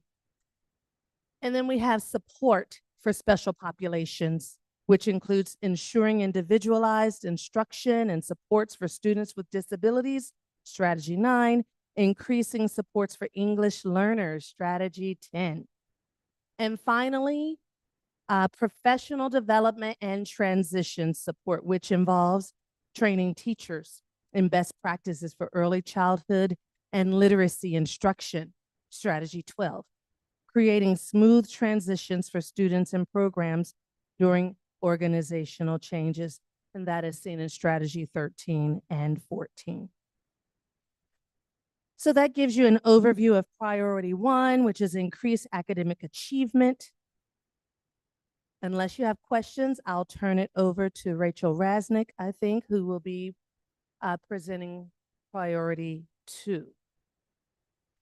Dr. Odie, yeah, I have a question, probably not just for you, but for the rest of the team and Dr. Gurley potentially. And I know, when are we seeing our dashboard? When, I know I don't want to like steal your thunder. It's but in presentation. We're going to do a soft rollout the end of September, the week of like the 23rd-ish. And then so it will go live then, and then we will also integrate it into the presentation that Ms. Swift is doing in October when we go over our accreditation data, and that'll also be our year 1 data. Great, awesome. I'm excited. So when looking at our strategic plan and the finalized draft, and we're looking at the strategies. So when you look at strategy 1 and strategy 2 for the year 23-24, and some of these other ones as well. So they're designated, whether they're still in the planning stage, whether they're ready to be implemented, or whether we're going to revise them. So strategy 1, 2, 5, 6, 12 and 13 all indicated last year that they were in the planning stage. So at what point, and I don't know if this is in the dashboard, that these actually then turn, or in what way are you and the team evaluating whether those, whether the planning is done and those are ready to be implemented, and whether they get to turn to blue? I mean, is this something that we will be updated on, or how are you looking at those things? Certainly, I can start the answer to that. I constantly have conversations with the instructional coordinators. They're monitoring strategies, targets that are in their house. And so they're collecting data and are readily sharing those information, those pieces of data with me. So what you will see when we present the data dashboard is that some of these we're rolling right along with. As you said, some of them are planning, some of them are implementation. And so you will find that we're right on target with many of our strategies that you have in the strategic plan. So that, yeah, thank you. So I guess, so many of those for last year's academic year were designated as planning. And I just want to make sure that now they should be in implementation. Yeah, and if not, what can we do, or what are you all doing to kind of help boost those along, or what barriers, I guess, you and the team are bumping up against? I mean, I'd be curious to hear that if it's something that's significant and we need to revisit that. Our strategic plan drives our work. It drives our work. So it is our goal that if it was a planning year, that's what we utilize it as, and we're moving into implementation in year 2. Right now, I truly can't say that there's a strategy that we need to revise to planning in year 2. I think we're ready. We're ready to continue with implementation. We did the work last year. We had constant conversations about the strategic plan and where our work fit into it and what progress we were making with that specific strategy or target. So I anticipate that we will be able to confidently share where we are. You'll see it in a dashboard, and we'll have good reports. Right. And I will say that, they are much closer to the work, and so they can speak more personally to it. But being someone who's a couple of layers back, just as, I'm on page 8, where we're looking at the strategies that have the P's. And so with academic advising, we know that we've already, that's Naviance. We're providing training. So a lot of the strategies are weeds work that help us to get to the work, to get to those goals and those targets back. So I mean, a lot of it is for us. So those are the strategies that help us get to those targets. And so, for example, we've done Naviance. When we look at number 2, I've had meetings, and we are having meetings with PVCC about what early college programs looks like, what is using the fast forward funds look like for CTE. All these things, equitable grading. We had someone come out and do a training with us at our leadership advance on Tuesday. Someone worked with the same person worked with our instructional coaches. So all of this work is happening. This is really our part. If you didn't see this, you probably wouldn't know how we're getting to it, but this is like our work. And I don't know if there's without creating another layer, I don't know this is just the work. It's the work. And so when you don't see the targets arrive, then it's like, well, I thought all of these things were to help you to get to how you arrive at target 1 through 12. I appreciate that. And I definitely don't want to jump in the weeds with you. So, but I think that explanation helps everybody to hear that. That's the strategies are the behind the scenes work that we're saying, hey, if you're wondering how we got to, we arrived at the target and reached the measure, this is how we're doing it. And I can say that I'm a little further back from the work, and I can speak personally to it. So I know, like, our instructional coordinators and our directors and chiefs, they have it better than I do. And I will venture to some of our work overlaps. So you heard me mention MTSS, but that really falls under Ms. Rasnick. But our work is constantly overlapping. So I know that she's working with counselors on some of the things that I spoke about today. So we feel really good about our process and the progress that we're making. I'm sorry, I don't have the strategic plan in front of me to look at the P's and the I I's. got it. No, that's, no, and I appreciate that. And I think for the board members who kind of came on after the fact, and I know Ms. Cooper was part of and on some of the committee, and I don't know how she felt. And I mean, I had been on the board, and I mean, I knew this part of it was like, whoo, wait. I mean, I sat back and I let the experts do the work and appreciated that.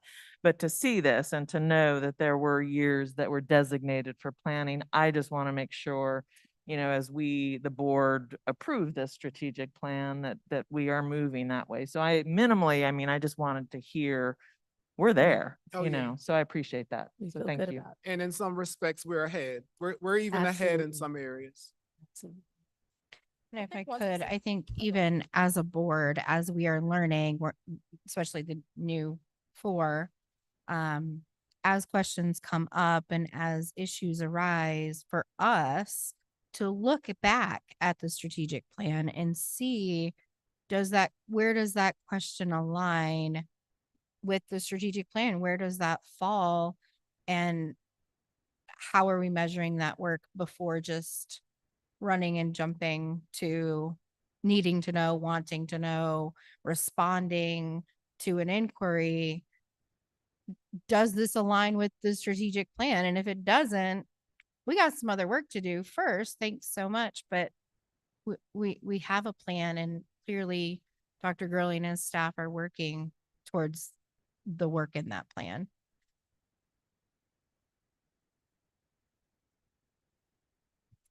No, I was just gonna say, I think that if you have questions, a lot of the questions probably will be able to be answered through the dashboard once you kind of see it there, so. All right, Ms. Thank you. Rasnick.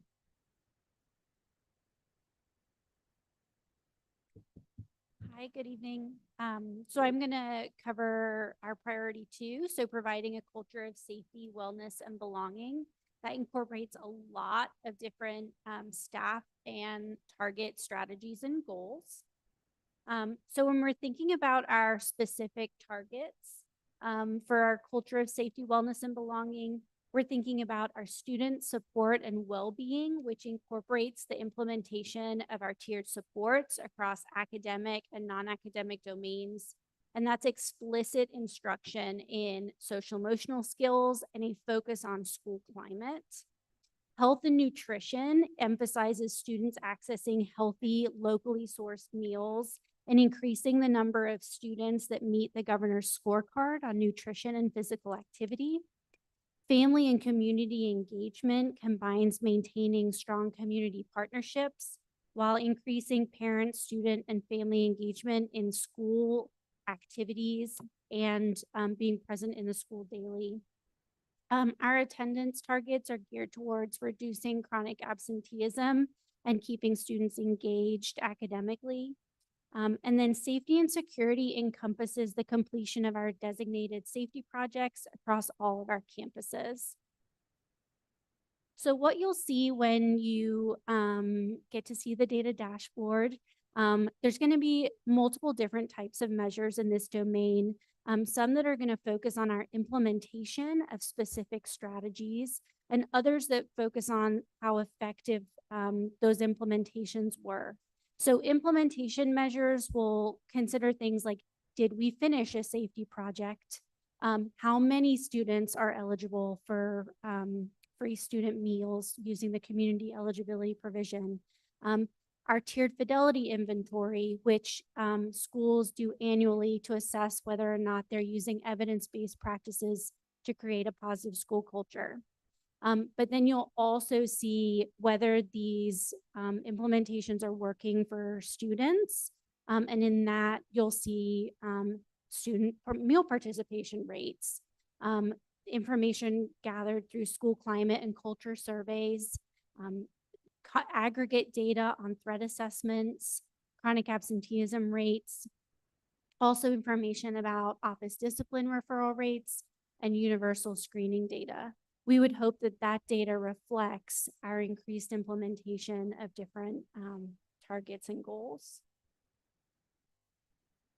So specifically regarding our strategies to provide a culture of safety, wellness, and belonging, include implementing culturally responsive teaching practices, providing high quality social and emotional learning opportunities for all of our students pre-K through 12.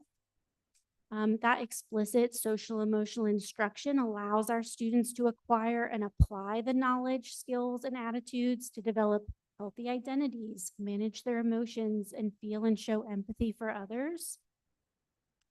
We ensure that staff and students have access to the mental health supports necessary by providing all of our schools with trained mental health professionals and partnering with community organizations for referrals and prevention. And we provide mental health care coordination through Care Solace for both students and staff. Our schools encourage teachers to expand their learning to the outdoors. Examples of outdoor learning spaces can be seen across our schools, like the courtyard at Greenbrier, the racetrack around Jackson Via, and in the gardens at all of our schools. Our schools and family community engagement teams incorporate feedback from families to increase awareness of opportunities within the schools, and enhance our different partnerships with community organizations. Our implementation plans for our engagement teams include ways that those teams can assess the effectiveness of the programming, who they're reaching, and how they're reaching those families. And then lastly, in order to create that healthy and safe environment at school, our nutrition department is taking action steps to promote and serve healthy meals.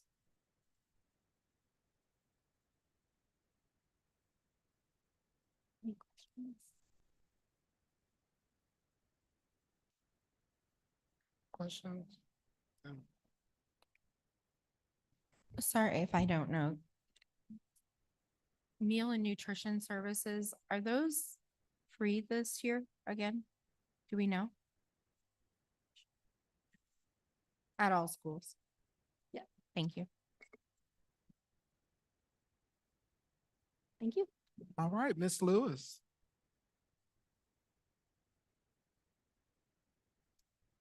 Good evening again, Madam Chair. I'll move over here. I'll try. I'll really try. Use your teacher voice. Members of the board and Dr. Gurley. Priority 3 focuses on supporting our staff, and the focus starts with recruitment and retention of licensed and properly endorsed staff. And we also aim to engage staff in meaningful, relevant, timely, and personalized professional learning. We're going to recruit and retain teachers of color and value staff voice. When looking at our targets, there are 5 main areas for staffing.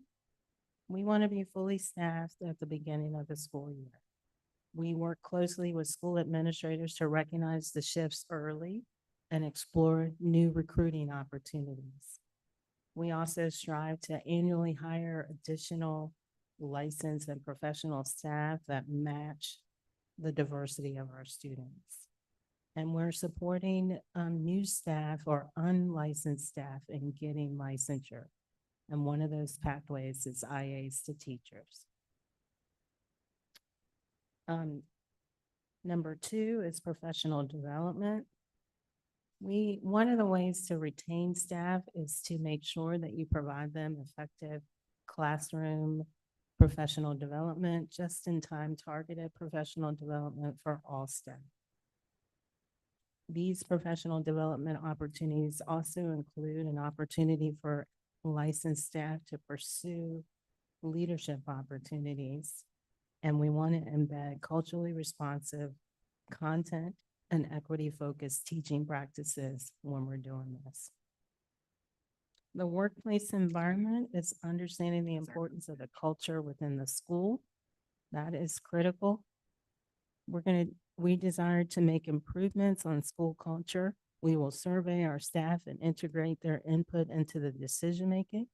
We will work closely with our staff regarding attendance rates, providing guidance to staff for creating a division-wide created handbook so that they have the guidance and tools and resources that they need.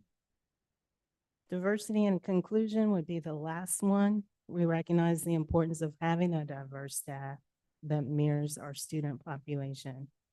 So it's just something we're going to have to continue to work at. All right, next.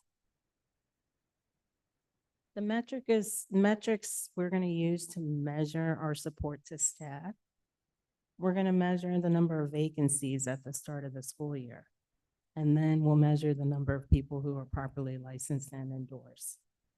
Second, as far as retention, annual retention rates. And I'll provide a written report of that information, and it'll be disaggregated by demographics so that you can see clearly. And it'll also include years of experience. Next, hiring licensed staff of color. I'll provide that update to you as well. But we're going to measure and hopefully continue to recruit and retain persons of color. Opportunities for leadership. We have an active cohort right now that is working on getting their administrative endorsement, and we'll give you statistics about how they're performing, who graduates, their transition into leadership, providing them opportunities. And pathways for unlicensed individuals to become licensed. We have a number of staff who are either career switchers, IAs that are transitioning into educational programs, and we'll give you data and statistics on that. Next slide.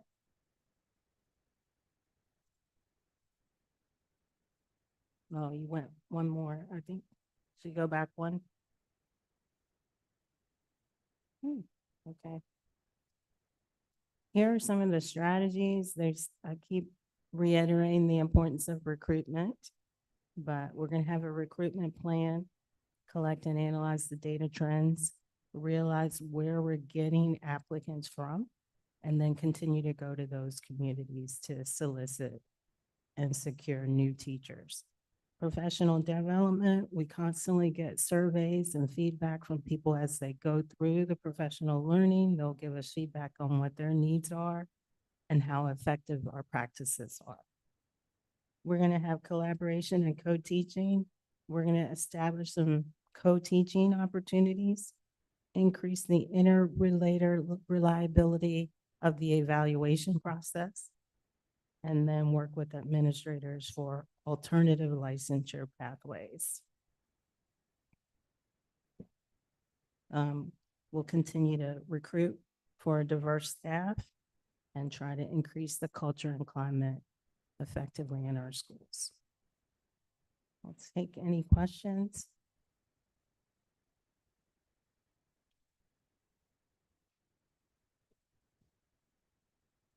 Nope, I think we're good. Thank you, ma'am. All right, Kim Powell.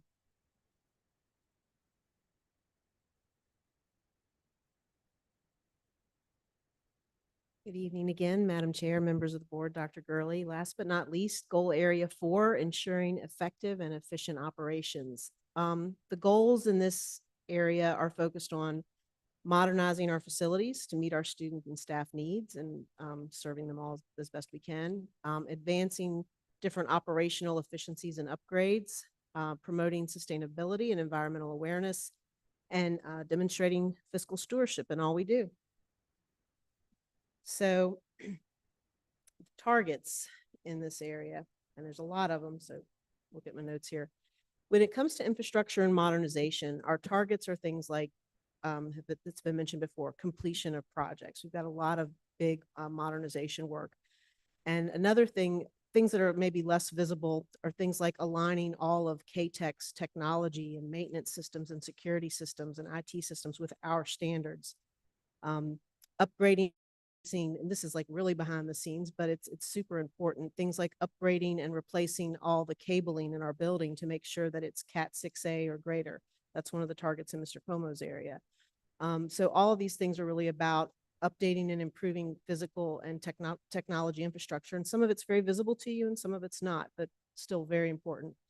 The sustainability and environmental responsibility targets, those are all embedded within the city's larger dashboard. And so they are supposed to have their dashboard up and running around September, October, the same time we're going to be launching ours. So it should be connected and you should be able to see how we're tracking via their dashboard. That's the plan. And that has to do with things like Energy Star scores and energy use intensity scores and water use intensity scores. And so that's where you'll find that information. And that's where the targets are, is it's embedded in the city's dashboard. Remember, we are most of their physical facilities. Most of the physical facilities of the city are in schools. Another big area where we have targets is transportation efficiency and accessibility. This target includes, things like eliminating the wait list for bus transportation and increasing the efficacy of bike and pedestrian commute options. And I'm very excited to report that as of today's trip meeting, no wait lists. So we're super happy about that. It's been a Ms. Powell, long can you trip. say that again, Yeah, please? no wait lists. Louder. No wait lists. It's been a long time coming and a big lift by a lot of people. Pat's team's been instrumental in that work. We've done a lot to improve our routing efficacy, our ability to quick turn demand. As right now, if a student is not routed, it's either because they haven't completed registration and they're new to us and we have no visibility of them, or if they're a returning student, they got routed based on the information we had from last year. So if that information changed, but we have some real great talent in the routing office now at City Transportation, and it's a lot of work that's been done by a lot of good people to get us where we are now. So yeah, that's a good thing. Okay, so back to the targets. In the area of operational effectiveness, again, that's really an overarching theme with all these areas: transportation, facilities. But Mr. Cuomo and his team, again, have some specific targets in this goal area, such as ensuring that all of our school campuses and offices are connected on the private fiber network. So again, one of those things you don't necessarily see. You may have seen some of the disruption and the digging around town. That's a huge project and is going to be such a great foundation for our future. And then also just making sure we are consistently decreasing the age of the network equipment that we have by 50%. Again, that's the type of thing nobody notices until it fails. And so these are really important targets. And last, but certainly not least, under the umbrella of fiscal accountability and strategic budgeting, ensuring that all of our budget allocations support the strategic plan priorities that was mentioned earlier in some of your comments. That's target 9. And then achieving recognition for the work we do, the work that Renee Hoover and her team does with things like the ASBO Meritorious Budget Award, which under her leadership, she's gotten it at least 2 years in a row now, and she really started that process. So, okay, next slide. So measurements with these targets. Thanks, Leslie. So as Ms. Rasnick mentioned earlier, I thought I took this from her idea. I really like thinking about measurements, particularly in this area, in terms of there's implementation measurements and progress towards implementation, and then there's the effectiveness measures. So if some examples of measurements you'll see when the dashboard comes out in this goal area are things like where we are percentage-wise in completing annual facility modernization projects, where we are in that process of converting all the K-Tech systems to be in alignment with our standards and our systems, and where we are in the progress of, making all those private fiber network connections. And so you'll see like percentage where we are in relation to our goals of 100% in all these areas. And then for effectiveness, you would see things like how much of a wait list do we have? And again, right now we're sitting in a good spot. Where are we with the age of our network equipment? How are we tracking with getting the Meritorious Budget Awards? Things like that that's the type of things you will see in the metrics for this area. Leslie, next slide. Thanks. So strategies, the work we are executing on to hit these targets and to meet these goals are things like all the project management and coordination around modernization projects.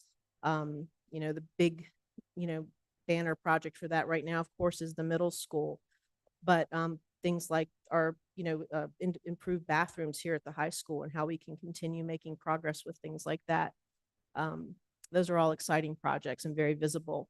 Preschool, the early childhood center that, we're going to get the preschoolers all together at the Walker campus. And that's a project in and of itself. But then we don't stop there. We hope, achieve the vision of that modernized preschool center, a center that's really made for our youngest learners. Sustainable and secure facilities. There's lots of activity there. I mentioned the CHS restroom projects, but when you talk about sustainability, it's things like tracking our progress with getting solar on the rooftops and things like integrating K-Tech fully into all of our systems so that it's, it's all standardized and something that we are well prepared to maintain and sustain. Transportation and accessibility. We still meet weekly as a team, IT team. Beth Chuck with comms joins us a lot, myself and Julia Green and our colleagues in transportation. And we're always talking about how to improve the data flow and how to make routing as efficient as it can be and as effective as it can be to serve our students.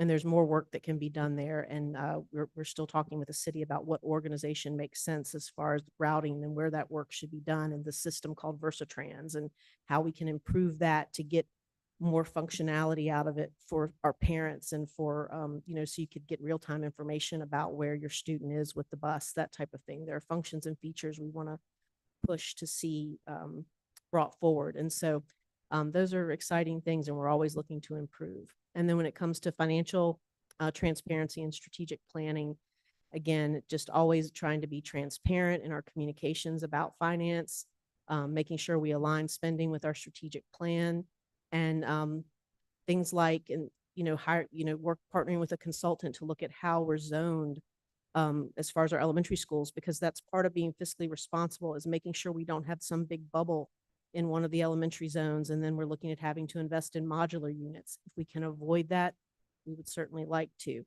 So that's part of being transparent, engaging in those types of public discussions, and trying to be proactive to be as fiscally responsible as we can be. So next slide, I think, belongs to Dr. Gurley.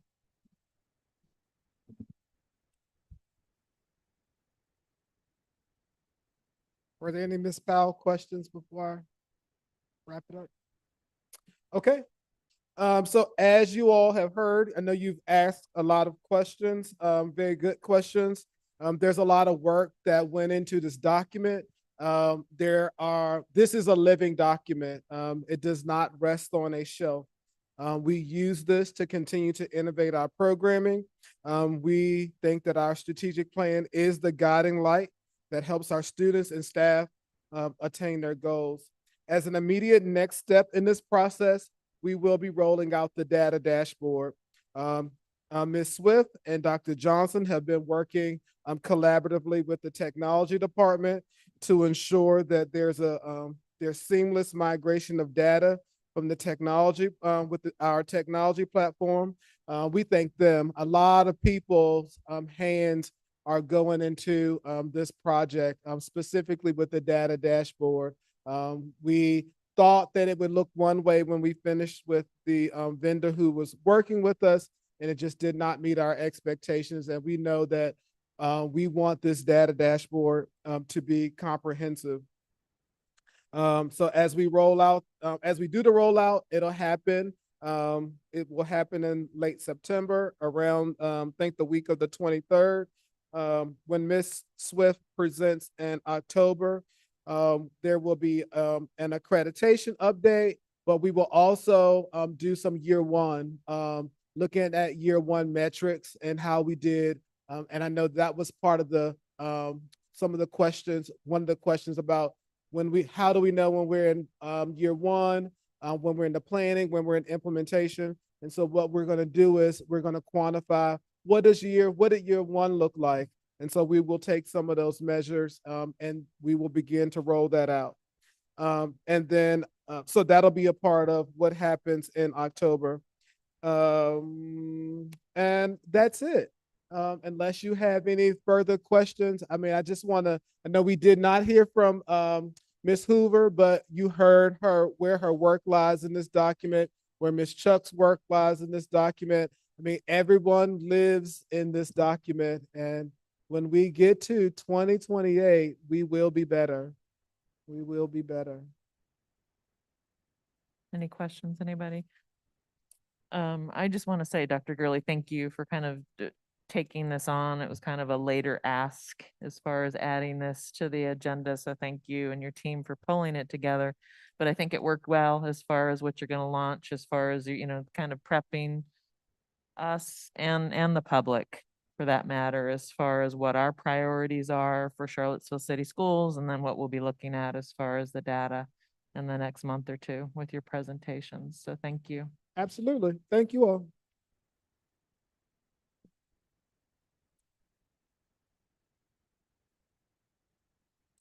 So the next item on the agenda was board response to written reports. And then we will move to 12.0, which is comments from members of the community. This is the second opportunity for anybody here, either in the media center or online. Again, a big shout out to Miss Mason, who is always following along. So we appreciate you. But if there's anybody who would like to come up, now is your time. All right, I see no takers, so thank you for that. And for anybody who's tuned in or anybody who sat through the meeting. And then we will move to comments from the board. So I did want to, oh gosh, I'll save it for later. We'll start with you, if you don't mind. Are you ready? Ms. Burns. All right, I wanted to draw the attention of the board to a recent public notice published in the Daily Progress on July the 27th, 2024. The notice announces a public hearing scheduled for August 5th of 2024, during which time the Charlottesville City Council will consider an ordinance to increase the salaries of its members. In July 2024, the Virginia General Assembly amended the code 5.2-1414.6 to allow localities to adjust the compensation for city council members. Specifically, the city of Charlottesville has been authorized to raise the salaries of city councilors from $18,000 annually to $34,000 annually, and the mayor's salary from $20,000 annually to $37,000 annually. It is important to note that the proposed increase would not be effective until July 1, 2026, following the next general election for city council. And so I wanted to take the opportunity, given that development, to remind our board that any potential adjustments to our own school board member compensation would need to be voted on by December 31st of 2024 to align with the next election cycle in November of 2025. This would ensure that any changes would be effective starting January 1, 2026. And that is in accordance with the Code of Virginia 22.1-32, salary of members. And the last salary increase for the board was done December 4th of 2014, which became effective January 1 of 2016. So I just wanted to bring this to the attention of my colleagues. And I will provide you with some follow-up data from the Virginia School Board Association outlining the localities throughout the state and what current compensation is throughout the state, and then in District 5, of which we are a member of. And just want to bring that to the attention and hope that we can have some continued discussion on the matter. Also, if wanted to bring the attention to a few community events happening. West Haven Community Day happening on Hardy Drive. That's Saturday, August 3rd. So this Saturday from 10 to 4. And that's a great community event that I know many of us attend and enjoy being engaged in the community. And then there is the Back to School Bash on the Ting Pavilion. That's sponsored by the African American Pastors Council. That is Saturday, August 10th. and that is from 10 until 12 p.m. And then the Better Together Back to School Bash at the Cherry Avenue Boys and Girls Club. That is Sunday, August the 11th from 10 to 2 p.m. Thank you. I just want to publicly thank Dr. Gurley and the Charlottesville City School staff for presenting the strategic plan and kind of letting us know all of the things that's been happening. I think it was a lot of people that put a lot of work into the strategic plan, and to see that the work is being implemented, I really appreciate that. And I can't wait to see the dashboard to kind of see where we started and how far we've come. So I appreciate that. Thank you.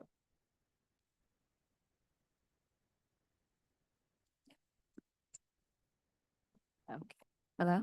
Okay. I wanted to say welcome back, everybody. As far as for the e-hall, e-hall passes. I would like to see a visual at the next meeting if it's possible, like a demo. That would be really great. Then also for the Google Chat email communication for parents and students, I was hoping we can get some awareness on Parent Square just to like remind parents that this is an option. We do have options besides calling the front office to get in contact with our children. And then I want to thank the division team for working hard. Sounds like they have a real strong plan to collect data and like to reflect on what's working. So I really appreciate that overall. Thank you, guys. And I will, I'll attach a demo video for you for E-Hall passing my brief Thank you. tomorrow. Great, thank you. I just wanted to say again, thank you to everybody. I want to welcome, I believe, the new hires, teachers started today. Welcome the students back soon.